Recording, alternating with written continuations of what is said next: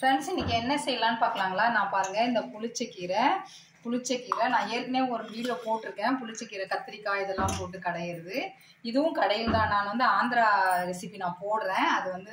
அது ஒரு நாள் ஸ்பெஷலாக போடலாம் கண்டிப்பாக. இதுவும் கடையல் மாதிரி தான். இது வேறு மாதிரி கடையல்.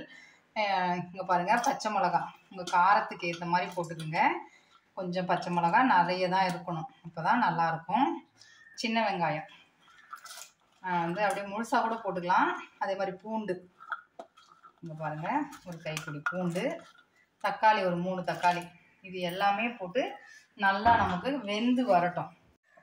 இங்கே பாருங்கள், இந்த அளவுக்கு வெந்து இருக்குது பார்த்தீங்களா? இப்போ வந்து நம்ம கீரை, இது நல்லா ஒரு கட்டு கீரை நல்லா கழுவி, நல்லா காம்பெல்லாம் எடுத்துகிட்டு கழுவி வச்சுருக்கேன். ஒரு 2 வாட்டி தண்ணி போட்டு அலசிடுங்க. இதெல்லாம் இப்படி போட்டு அமுக்கிடுங்க. நமக்கு வெந்த உடனே கம்மியாயிடும். நமக்கு இப்போ நிறைய இருக்கிற மாதிரி இருக்கும். வெந்த உடனே நமக்கு கம்மியாகட்டும். இது சீக்கிரம் இங்கே பாருங்கள் ஃப்ரெண்ட்ஸ், கீரை நல்லா நமக்கு வெந்துடுச்சு.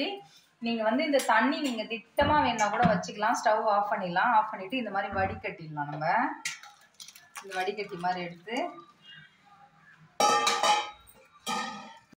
இதுவாக வைக்க போகிறதில்ல.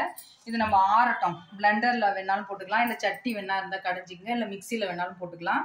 நான் இது தண்ணி வடிஞ்சதும் நான் கொஞ்சம் பிளெண்டரில் அப்படியே இது பண்ணிக்க போகிறேன். இங்கே பாருங்கள், நான் மிக்சியில் தான் போட போகிறேன். உப்பு போட்டுக்கோங்க. சும்மா பல்ஸ் கொடுங்க, ரொம்ப நைஸாக ஓட்ட வேண்டாம், ஒரு பல்ஸ் அந்த மாதிரி. இங்கே பாருங்கள் ஃப்ரெண்ட்ஸ், ஒரு கடாய் வச்சுங்க, கொஞ்சம் எண்ணெய் போட்டுங்க, கொஞ்சம் தாராளமாக போட்டுக்கோங்க.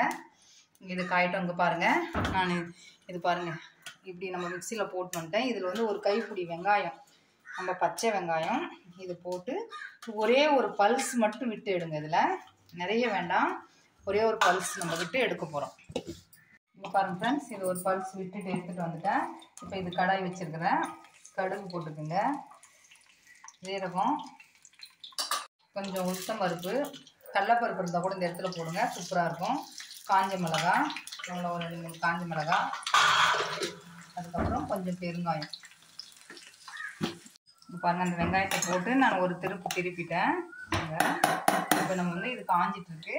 இது நல்லா பொரிஞ்சதும் நம்ம இதில் போட்டு, இங்கே பாருங்கள் நல்லா வெடிச்சிடுச்சு நமக்கு. இப்போ வந்து இதில் அப்படியே ட்ரான்ஸ்ஃபர் பண்ணிக்கோங்க. எல்லாத்தையுமே இதில் எடுத்து போட்டுக்கணும். செம்ம டேஸ்ட்டாக இருக்கும் ஃப்ரெண்ட்ஸ். அவ்வளோ இன்னும் கொஞ்சம் சாதத்துக்கெலாம் அப்படியே செம்ம டேஸ்ட்டாக இருக்கும். கண்டிப்பாக ட்ரை பண்ணி பாருங்கள். இது அப்படியே சும்மா லைட்டாக ஒரு வதங்கினா போதும். நமக்கு நிறைய வதங்கணும் கூட அவசியம் கிடையாது. இங்கே பாருங்கள் ஃப்ரெண்ட்ஸ், அவ்வளோதான் முடிஞ்சுது. இதில் அப்படியே வச்சுட்டு தொட்டுக்கெல்லாம் எதுவுமே தேவைப்படாதுங்க ஃப்ரெண்ட்ஸ், அவ்வளோ டேஸ்ட்டாக இருக்கும். எனக்கு வேணுமா? தரேன். எங்கள் வீட்டில் அடிக்கடி இருக்கிற ஒரு கீரைனா கோங்குரா தான். அவ்வளோ டேஸ்ட்டாக இருக்கும். இதில் எல்லா வெரைட்டியும் நான் செய்வேன். எந்த மாதிரி வெரைட்டி வேணுமோ அப்படி செஞ்சு சாப்பிட்டுப்போம். அவ்வளோ சூப்பராக இருக்குது. ட்ரை பண்ணி பாருங்கள். எப்படி வந்து சொல்லுங்கள். லைக் பண்ணுங்கள், ஷேர் பண்ணுங்கள், சப்ஸ்கிரைப் பண்ணுங்கள். நெக்ஸ்ட் வீடியோவில் பார்க்கலாம். பாய்.